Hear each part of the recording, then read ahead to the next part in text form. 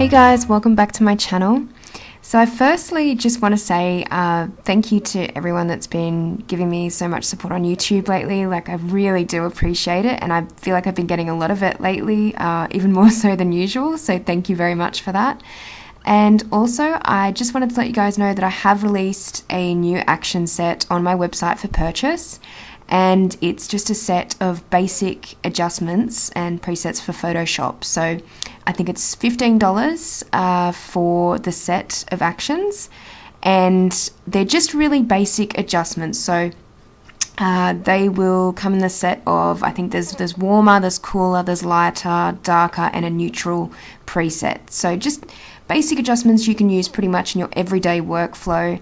I've been working on getting a few of them done lately because I know a few people have wanted that sort of thing for Photoshop, so I've finally released them. So yeah, they're on my website for purchase at the moment, and I'll link that below. This tutorial today that I'm going to do is going to be based on bringing more warmth into overcast images, because I know a lot of the time I will do photo shoots and unfortunately the weather is just not cooperating, and although cloudy weather can be good to an extent, I think it can also be quite dimming for the images, and sometimes the images can look a little bit dull if it's very overcast. So this particular photo was taken the other day. It's my first photo shoot in Melbourne, and unfortunately the weather was really bad. It was really windy, and the sky, as you can see, is quite overcast. It was pretty late in the day too, so it was very dark. I've just lightened this up a little bit in RAW. There's not been too many adjustments there. But what I'm going to do now is just introduce some more warmer tones into the image. So first off, we're going to add a solid color in the adjustment layers just here. So the solid color will be 1C, 214F. I'll press OK. So we're using this blue just as a base for now. It's not going to take over the image too much if you're thinking that it's not going to look very warm. We're going to set that to soft light at 29%. So if we click that on and off, you can see it's just added a little bit more contrast to the image and a little bit more depth. Now we're going to go and add a selective color in the adjustment layers, and we're going to work on the reds first. So we're just going to set the magentas to -17 and the yellows to -11. So we're just draining a bit of the colour out of the skin tone there, just to not make it look overly saturated or overly red. And now we're going to go to the yellows, and we're going to just bring up the magenta a little bit in the yellows so it's not too dull looking. And now we're going to go to the greens, because there's quite a bit of green in this image, and we're just going to make it look a little bit more vibrant but not too fluoro, if that makes sense. So we're going to move the cyans down to -9, the magentas up to +25, and the yellows down to -12. So we'll just see what that's done so far.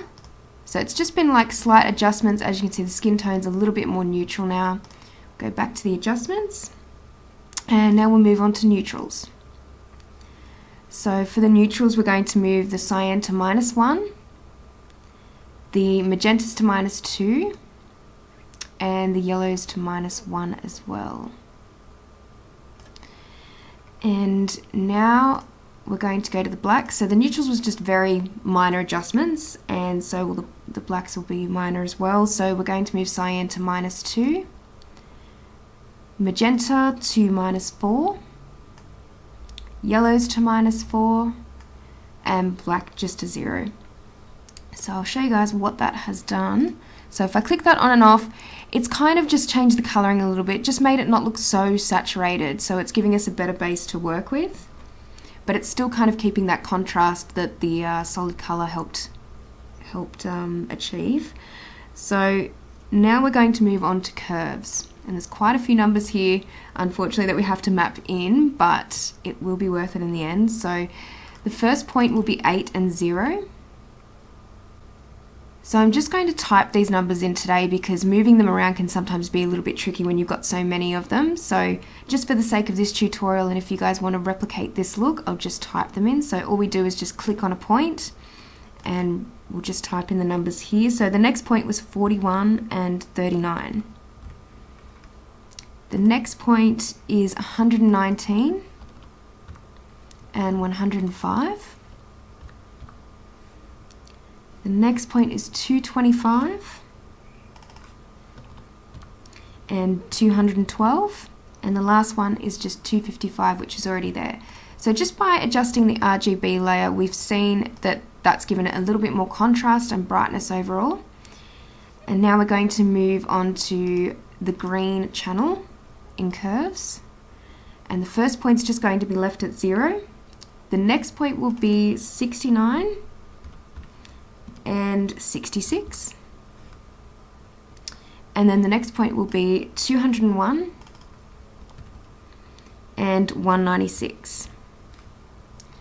So we've just kind of played around with the greens in the image there, kind of taken out a bit of the cooler tones.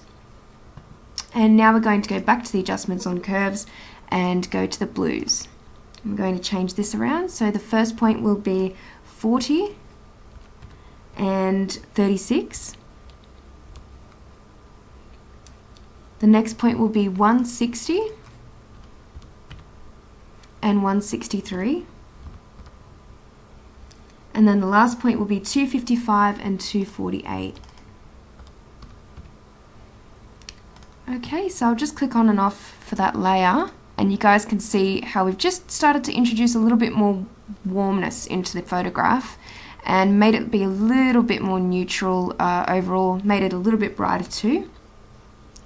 So we're going to bring up another solid color now, and this one is going to be 163 E36.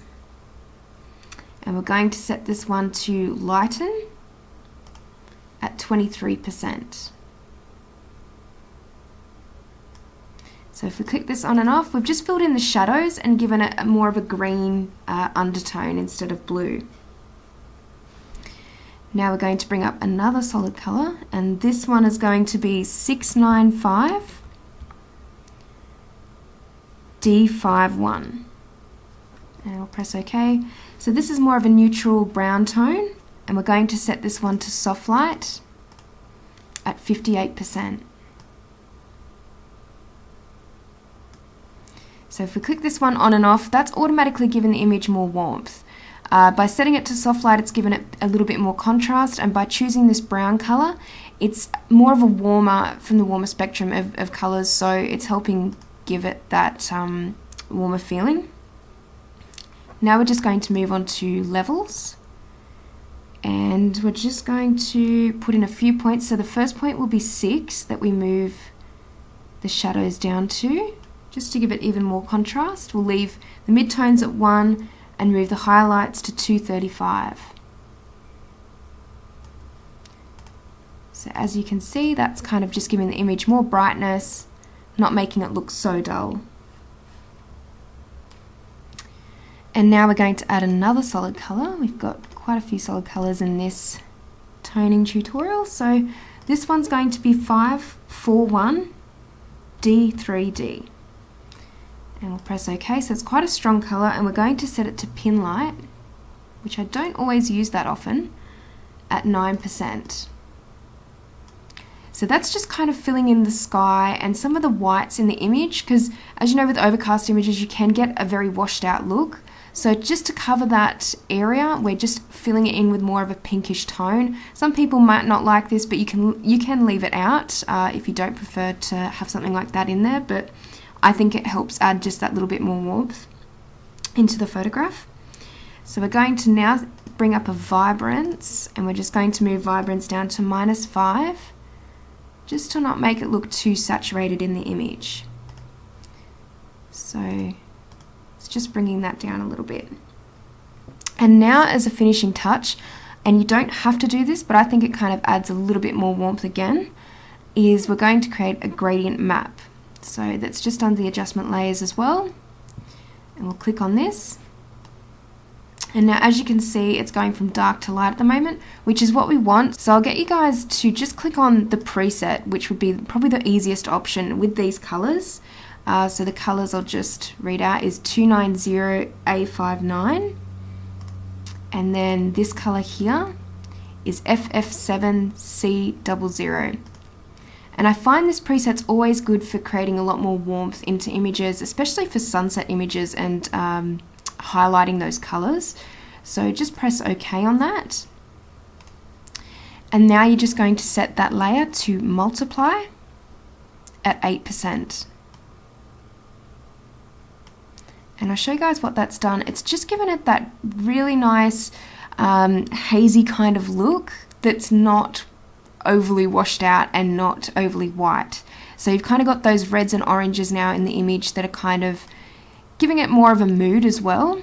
So you don't have to add that, but I like to when I'm doing especially like overcast images and editing those. I like to do things like that just to highlight the sky more and make it look more reddish toned, I guess. Alright guys, so I'm going to do a before and after. So I'll just take a snapshot. This is the before and that's the after. So I'll just do that again.